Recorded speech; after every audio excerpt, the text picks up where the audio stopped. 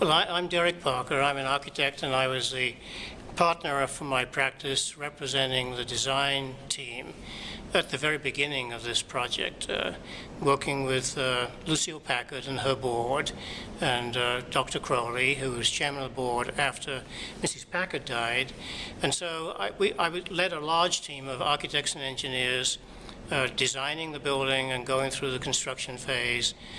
Probably 25 years ago, the building completed. Maybe 20 years ago, Barbara Bush came and did the dedication. Unfortunately, Lucile didn't live long enough to see the building finished. We raced to get a model finished so you could see that before she died. But Dave Packard was here for the dedication. And in typical Dave Packard fashion, he said, you know, I like it, and I know Lou would have liked it, but it's a little fancy for me. And that's apparently a very typical Dave Packard story. Well, our family sure do love the hospital and its design. Yeah, well, you know, without the Packards, of course, this wouldn't exist. And working with Lucile was a real privilege, and one of the highlights of my professional career. She was a caring lady. She was extremely smart, very self-effacing. She did not want this building named after her. You know, we always called it New Chas, which is New Children's Hospital at Stanford. And even today, we refer to it as New Chas. But later, after Lucile died, you know, they appropriately named the building after her, but that wasn't her intention. And tell me about some of the other hospitals you've designed. Well, we've designed the Packard Children's Hospital in Portland, Children's Oakland Clinic building. We've just finished a new children's hospital in Florence, Italy, which is by far the highest standard space for children's illnesses in Europe. And I think that's about it, isn't it?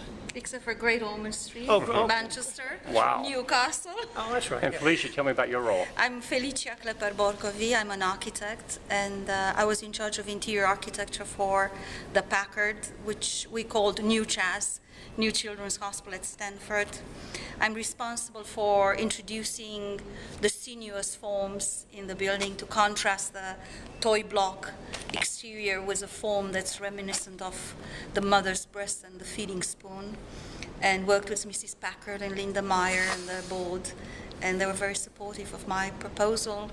And a highlight for me was that at the opening of the project, of the building, exactly 20 years ago in April, David Packard Jr., a little boy that was about 9 years old at the time, told me, come over, I'll show you what I like the best.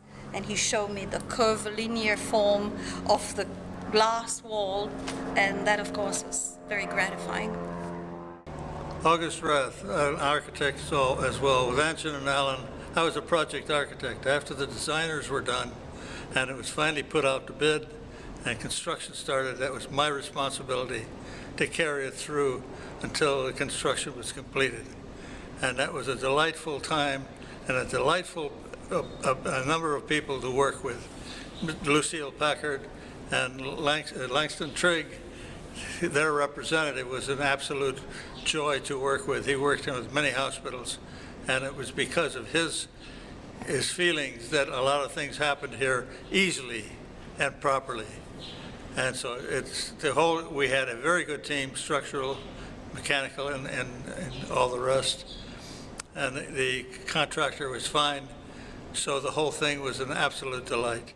When you walk in the front door, you have a court, which is a very humane thing.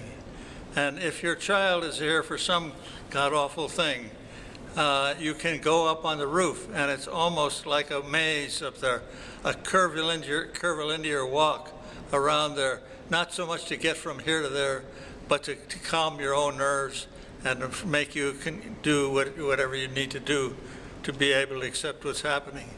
So it's for parents, I cannot think of something better.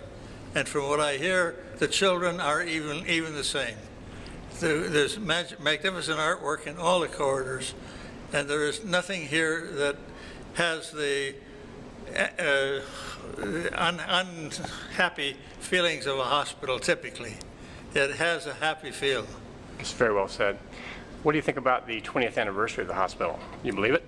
I don't, but looking at my own daughter, who was 5 at the time that we started the building, and she's now in her late 20s, I see that every day, and I have to believe it.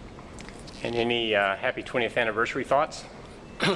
Well, I know that Lucile Packard would be just delighted with the place, its physical environment, and equally importantly, maybe more importantly, the quality of the care that's occurring here at Stanford is world-renowned.